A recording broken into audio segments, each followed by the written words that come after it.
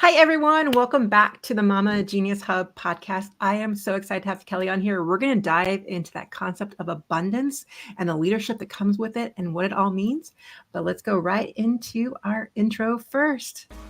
Welcome to Mama Genius Hub podcast, where we support moms with big dreams from entrepreneurship to personal aspirations. I'm your host, Michelle Kaiser, and I'm here to help you unlock your potential in all areas of life. Join us as we explore strategies for thriving in motherhood while pursuing the dreams, the key to actually unlocking your genius. Subscribe now and embark on a journey to realize your fullest potential. I am so excited to have Kelly here. In addition to being a mom, business executive at Good Leap, a multi-billion-dollar fintech company, best-selling author, and influencer, Kelly is a true leader in empowering women to live in life of abundance. You hear that? We got to get to this abundance.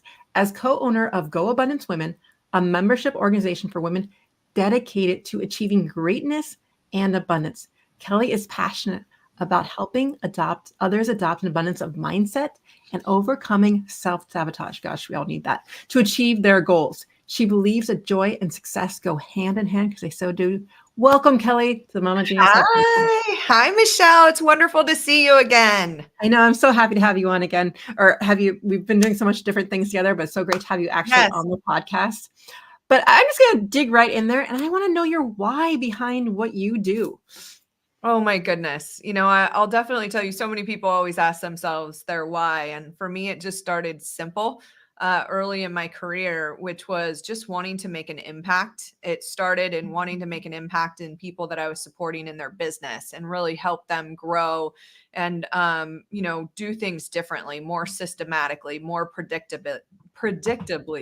I was in the mortgage industry for many years, and it was one of those things that I feel like uncertainty and people not really knowing where their next deal was coming from was really affecting them. It was stressing them out. It was, poisoning that joy that they experienced in their life. And so it started simple as just wanting to impact the lives of the real estate community and other lenders too. And it's since expanded. I kind of believe that I had my awakening in 2004, where it really became something bigger, which was, I wanted to really just fearlessly share the wisdom that I've learned on my journey to help people, reduce self-suffering and increase joy.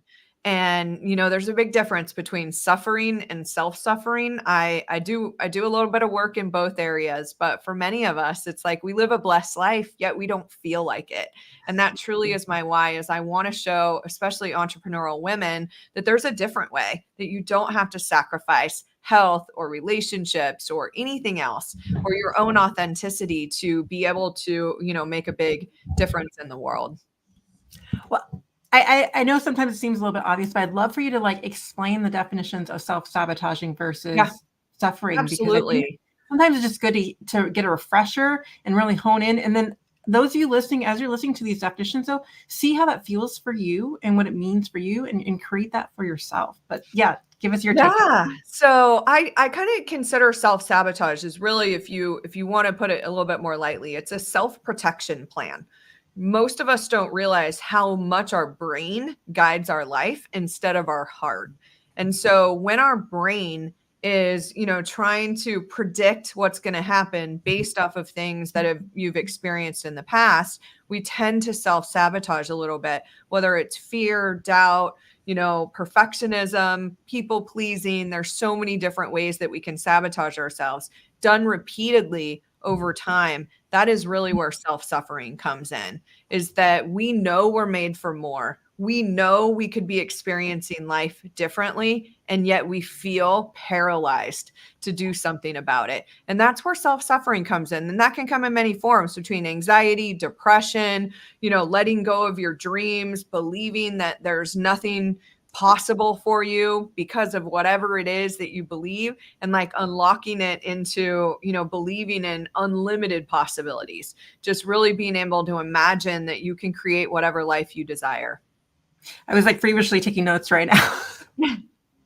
I love that so much. And I was actually looking, I'm reading that over, letting go of your dreams, because I feel like that's something that moms do. As soon as that baby comes out, it's now focused on their dreams. And I always like to point out, at some point, that happened to your mom.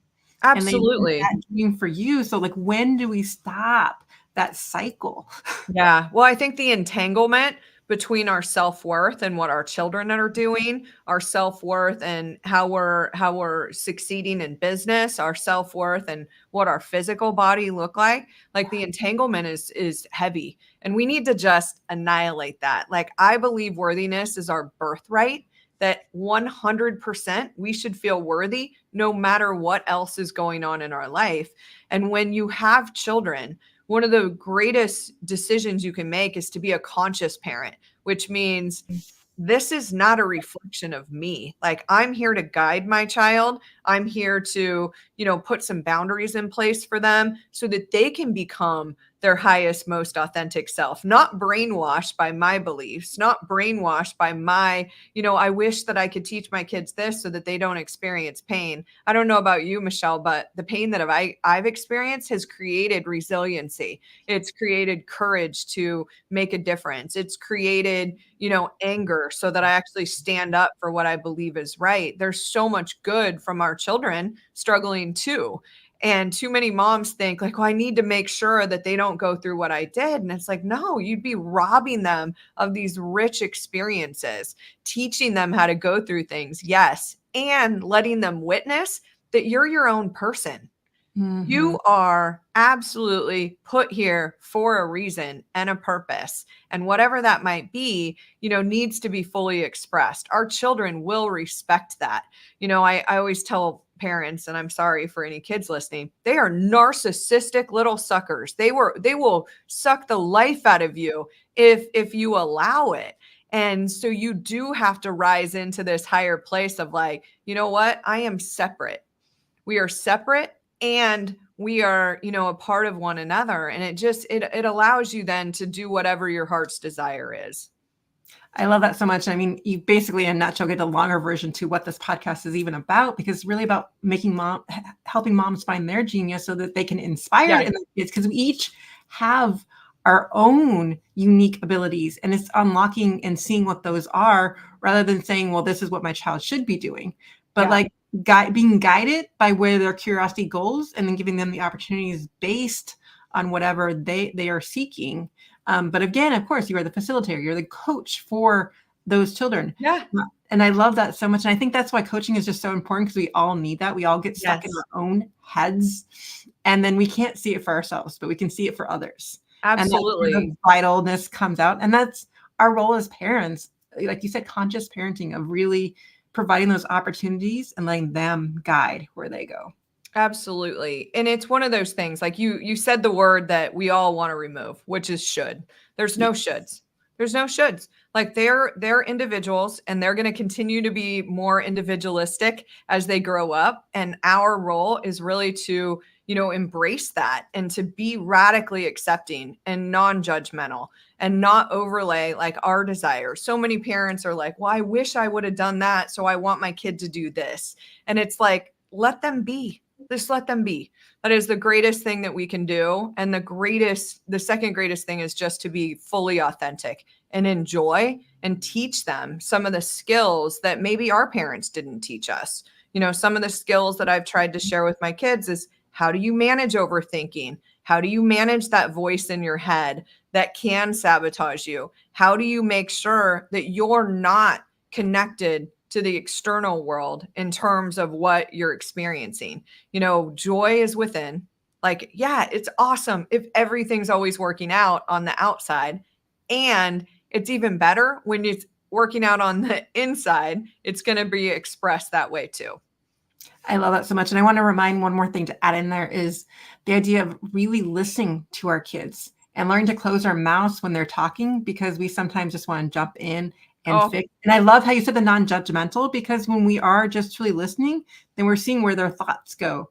And when they get silent, just make sure, moms, that you close your mouth and just wait for the silence till they start talking again, because that's when they're thinking and making sure they're coming up with more. And I just love how you brought that all together, because it's really, that's what it's about, is really non-judgmental and letting them figure out and experiencing it. And so you're there to be their sounding board, the person to help guide them and comfort them, but yeah. not feel like you need to fix them. Because Yeah. there's And nothing to fix. We're not broken. It is a challenge in every relationship, not to share opinion, right? That is one of the Oh, yes. greatest challenges. Taking that deep breath and holding space for someone else's experience is so powerful because we all know everything that we need to do inside of us. It's just absolutely, you kind of look at, I say scaffolding is surrounds most of our hearts. There's so many wounds. There's so much self-protection that's going on, really just to really get connected with being there to be, just a reflection for them. Get curious, use curiosity, be an active listener, not trying to figure it out for them. I look at parents and when a child has a challenge with another kid, one of the greatest mistakes that parents make is tell their kid it must be the other kid. They must be hurting. They must be this. They must be that. No, take radical ownership for your own feeling. Maybe in spite of what they're doing, learn how not to take things so personally. Learn that everyone doesn't have to like and love you. Like really take the other kid out of the equation because we're constantly accidentally doing and showing our kids things that will not serve them later in life. We can blame all day long. You can stay in scarcity and be a blamer. You can stay in scarcity and be a victim forever, or you can step into abundance and be powerful, which is I am the creator of my own reality. In spite of what you do or say, in spite of what's going on in the market or my business or my relationship or anything else, like I own it. And when you take that ownership, it gives your kids just tremendous power. I love that so much. And it brings us back to the idea of just like, we think of the word trigger. And I think how you were explaining with how you look at the other kids, it's like asking, why am I triggered by whatever this other kid is doing? And use that word so we can start to like name it and identify those feelings that we're having. But it's not necessarily the other kids. It's the mirror or the reflection of what that kid's putting onto us or how we feel about ourselves in reality. And so when we name it, define it, then we can see, what do we want to do? Or what does your child want to do about it? And ask them what they want to do about, rather than tell them what they should do. Let's take those shoulds away. Yeah, for sure. I mean, and when you look at triggers, that's one of the things that I coach to a lot is kind of how do you manage emotional triggers, right? I call it my trigger management, strategy. And it's one of those things that most people don't know the difference between feeling and thought. And so the minute that they open, like, I feel like you did that, that's not a feeling. Teaching your children language around what, how do you name those emotions? Is it sadness? Is it hurt? Is it anger? Is it frustration? Is it whatever it is? Teaching them how to use that language. The minute someone says, I feel sad, I feel whatever, then we take ownership for how we feel. The minute we say, you made me angry, you did this, you did that. And all we just have to keep doing with our kids is just showing them that skill, because it's going to pay off.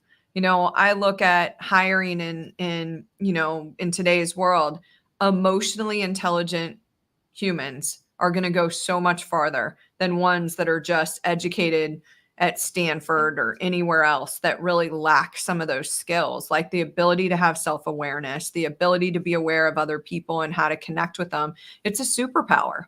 And teaching your kids young is priceless. It really is. And I just love how you explain that, and also the feelings of it all. And keep in mind, though, a lot of us, as we grew up, we were in a society where we were supposed to suppress everything. So it's not that this is necessarily easy. So it's like, just remember that it's a first step of just, what is the actual feeling that I have? And just keep that thought in your head, because we, a lot of times we were just suppressing all this stuff and didn't even like do it. So it is a new practice. But again, as we're talking about, it's that point of really coming to place to where we are to break that cycle. Absolutely. Our parents and having that separation of our genius versus our kids' genius, and how do we just lift each other and inspire each other. And we'll be right back in just 1 minute. Maybe. Attention mompreneurs. Do you feel like you're constantly juggling the responsibilities without a moment to yourself? It's time to pause and reflect with our Mama Genius quiz. Tailored for busy mamas like you, this quiz will help you identify what's blocking your path and inspire you to harness your unique strengths. Transform how you manage life and business, find your rhythm, and ignite your joy. Visit mamageniushub.com today to discover your Mama Genius. And that's mamageniushub.com. Hey everyone, and we're back. I want to dive into some of the actual practicalities. I want to start by just what is your definition of abundance? Let's start with that. Yeah, abundance is number one. I just think one of the most amazing feelings ever. It's when you're completely in flow, where you feel like you have more than enough resources, time, energy, worthiness, you name it, and really just feeling, really powerful that you are the creator of your own reality, that everything always works out okay for you, that there's infinite possibilities for anything that you decide to do in your life, and just really trusting that inner voice. I believe to be in abundance means we're heart centered. We're in coherence between our heart and our mind. We see our brain as separate from who we are. We know our thoughts don't define, our journey. And that's really what I believe to be abundance. And so it is a mindset. It is a lens in which we experience life. And so many people might say, like, you're so happy all the time. And it's like, I'm not void of challenges. I have challenges all the time. I just look at them as an adventure. Like, okay, like what's the next thing that we're going to get through? What clarity can I get from that so that I can get to this next level? It's not that challenges don't exist. And so truly, when I'm working with people, especially for all those entrepreneurs that are out there, when you choose abundance, it changes everything. It just changes every relationship. It changes your business. It changes how you experience things, because all it becomes is I'm just getting more clarity from anything that I go through. And maybe this isn't for me, or that's not for me, but it does support your overall vision for how you want to feel. So now, do you have like a framework or somewhere of like, where do people start? I mean, the idea of like, let me just choose abundance, but where, I know there's a lot Yeah, more that goes with that. Where should someone absolutely. start? Definitely. So the first thing that I would say someone wants to start with, because an abundance mindset might be slightly different for everyone, is to start with a vision for how you want to feel in your life. Really go through every area. I believe for women, we should look in the mirror every day and be like, wow, you are beautiful. You are amazing. You are powerful.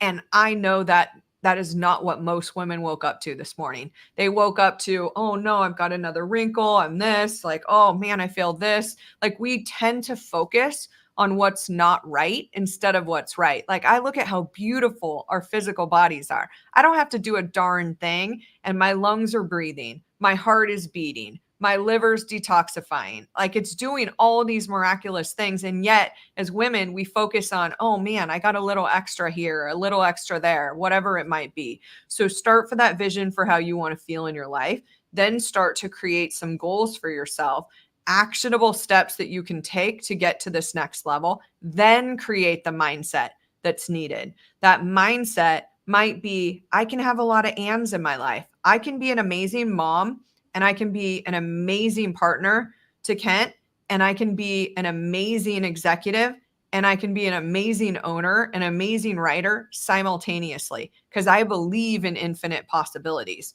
I don't have to subscribe to the traditional model of you work at one job and do one thing and you grind until you don't have any energy left. No, I want to go home with an abundance of energy still, so that I can be there, with my family with energy still. And so once you kind of do that, what I would say, I've got a lot of tools out there. Go Abundance Women has a lot of tools on how to really create this abundance mindset, but I'll give you just a few tips right now. Number one, to stay in abundance, you must recognize that you're not your thoughts. Your thoughts are very negative. As much as you don't want to admit it or not, your brain is wired for danger. It's wired to focus on negative things. You have to learn how to shift that. You have to learn how to say, what's good about this? What can I see differently? How can I replace the first story that my brain tries to create when I don't know the exact answer of how someone else is feeling, of what's going to happen, any of those things? So that'd be step one, is just recognize that you're not your thoughts. The second piece that I would really tell you is that we need to learn how to practice gratitude. That is much different than being grateful. Gratitude should become a practice in our life. For example, this morning, go get my cup of coffee, clean water, didn't even have to think about it. 2 billion people today did not wake up to the same experience that I did. So something as simple as enjoying this blessing, but also knowing I'm going to do something about it. Our nonprofit at Good Leap is called Give Power. We bring clean water into the world. We're doing something about it. 950,000 plus people have clean water today because of what we've done. So I practice gratitude on a daily basis instead of taking the things for granted that we have. I mean, when you look at 25 years ago, I would have had to use a drip coffee maker that was archaic, right? And today I can just pop a pod in, it takes 2 minutes and whatever it is. Like, we need to get back to a practice of gratitude to override that part of our brain that wants to ruminate on negative things, on things that are not satisfactory. So those are just two things that you can do to get into an abundance.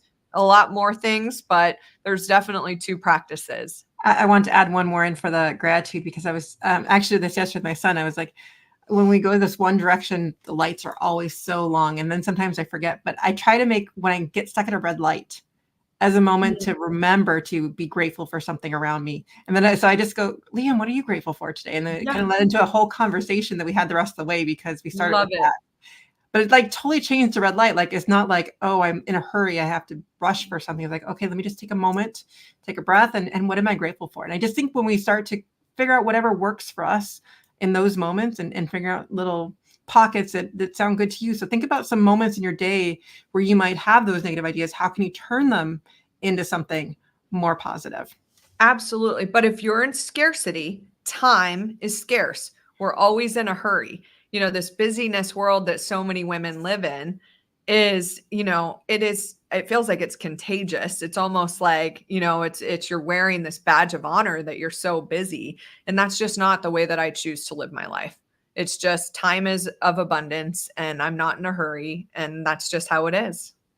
I love it so much, because I always give the example lately that when you write email, the same email could take you 15 minutes or it can take you 2 hours. Depends on your flow and your feeling of abundance, and time is relative depending on that, because it depends on your tasks, and how long they take them is really what it comes down to. And so whatever that flow is, but when you are in that abundance flow, it takes a lot of times more of that 15 minutes rather than the 2 hours. Absolutely.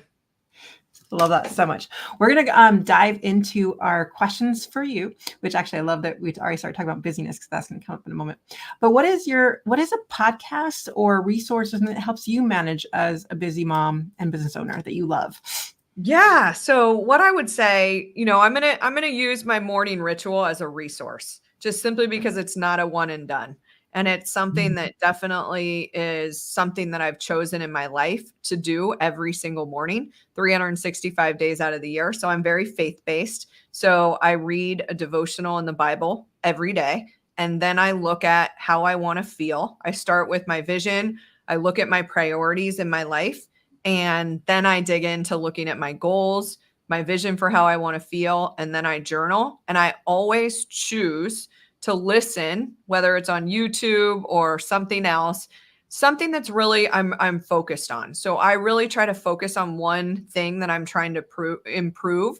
Right now, I'm really trying to improve on not taking things personally. So I'm going to go out there and I'm going to listen to as much as I can on YouTube around not taking something personally. And so Eckhart Tolle is probably my favorite, when it comes to consciousness and reactivity. And that's how I started my journey in 2004. So chances are I'm probably listening to him a couple times a week on YouTube or someone else. But, I see that as a resource. It's every day. I put myself into a state. I want to make a massive impact in the world and really just help raise awareness and wake people up to consciousness. And so that's the practice that helps me get there. I love that so much. And I love how you're working on not taking things personally. We were actually talking about that before we start recording. And I was thinking about the idea of when someone says no to you, it's not necessarily that it's to you personally, it's whatever's going on in their life. And so it's just how we look at that no or whatever's happening, and you to reflect on that in terms of that it doesn't mean no to you. It just, that's not right for them right now. And when we release that. When you talk about self-sabotage, that is one of the top ways that women sabotage themselves, is they say yes to too many other people's goals and not yes to their own. And so the sacrifices that we make in order to make other people happy are just pushing our dreams and aspirations down even further. So it's wildly important. I choose to put myself first, my emotional and physical well-being, and that's my morning ritual is a testament to that, right? And Yes. then I'm showing myself what my priorities are so that I can make sure that I'm aligning my time and my money and other things with exactly what those are. I love that. That leads us into number 2. What are some fun family activities that bring joy to your household?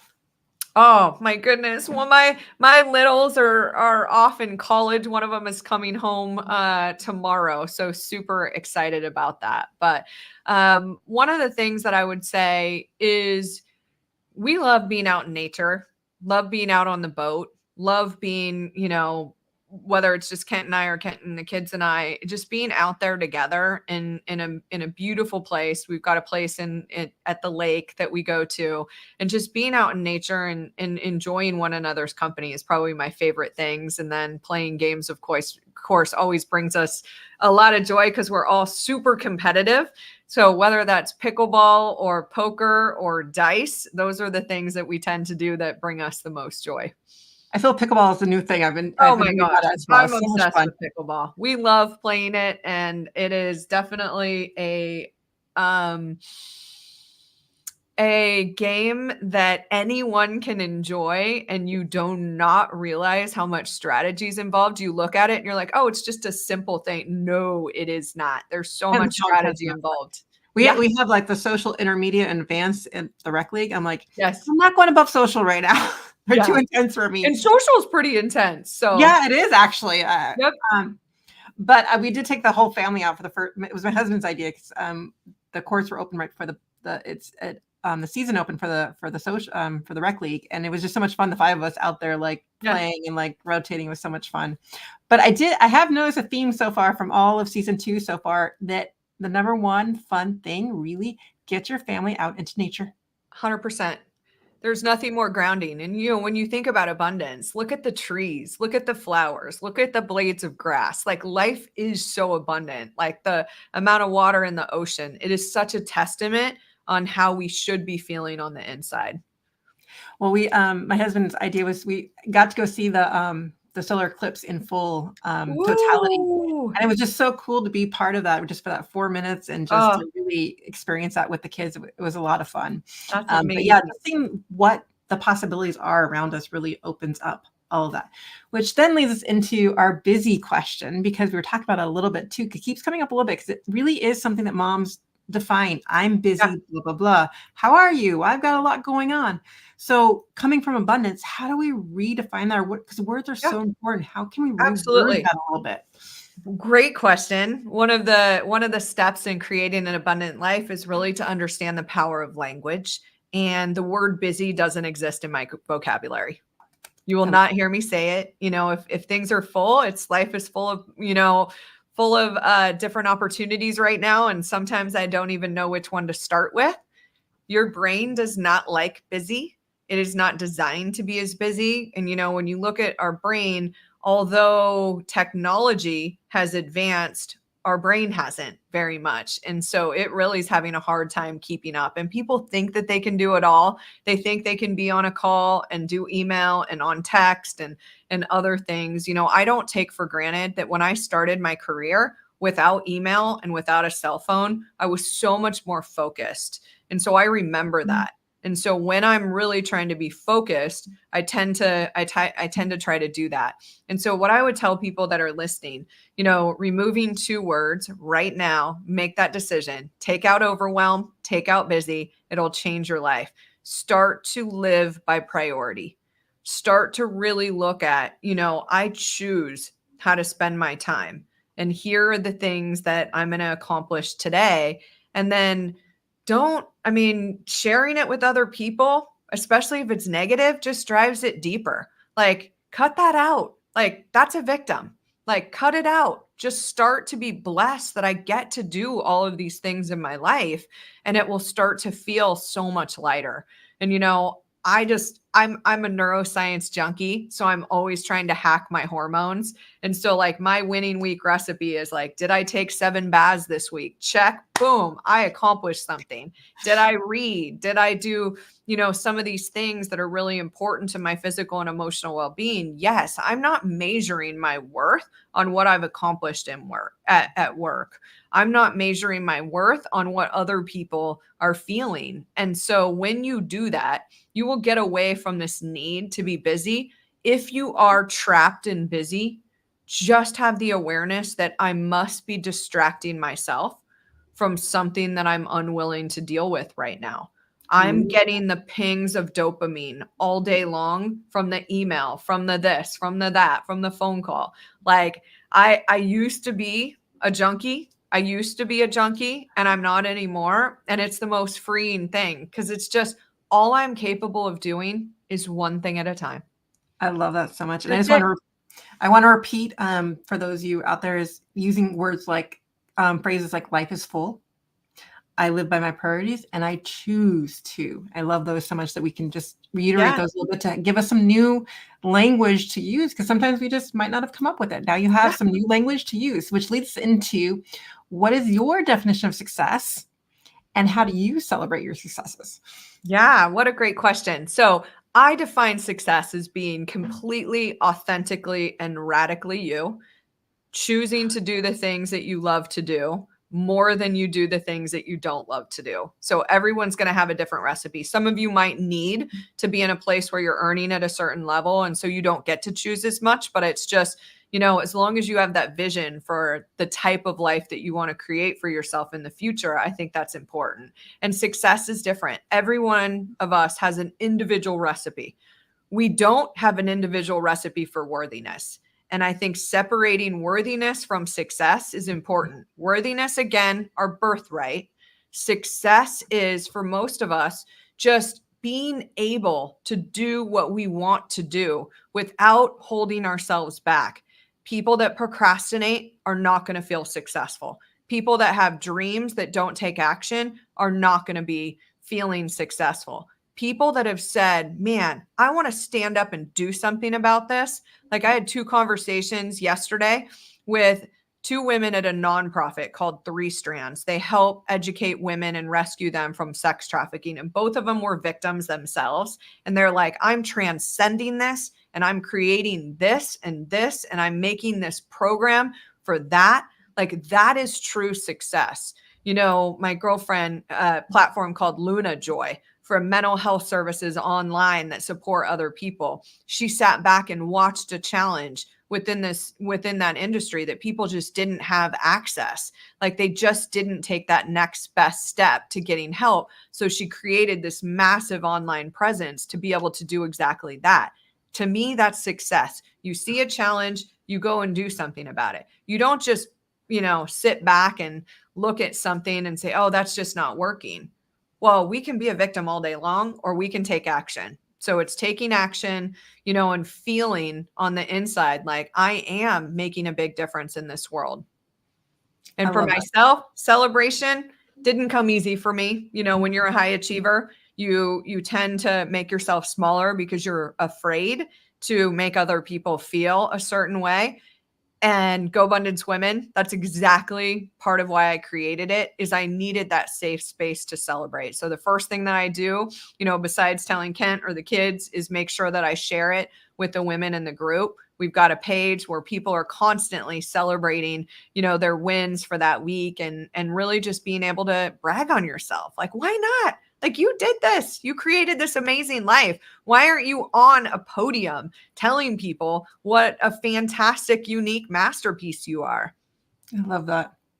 Well, that leads us into then now inspiring it into our kids. What are some ideas you have to get your kids inspired into their genius?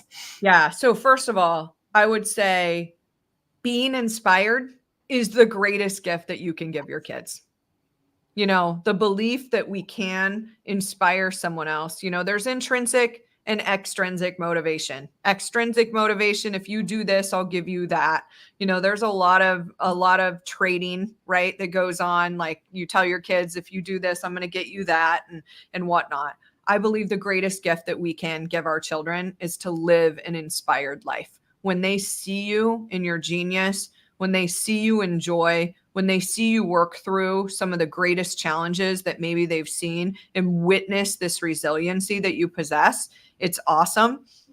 After that, I would say, as much as, because some of you might be saying, I don't know where to start, having your children really understand, what does it mean to be inspired? What do you love? Helping them try different things without attachment, without expectation, because there is something and it's going to be different. For one kid, it might be this, and for this kid, it's that, and just not overlaying any of our own preferences. If you are somebody that did sports and you've got a kid that's a creative, let them be a creative.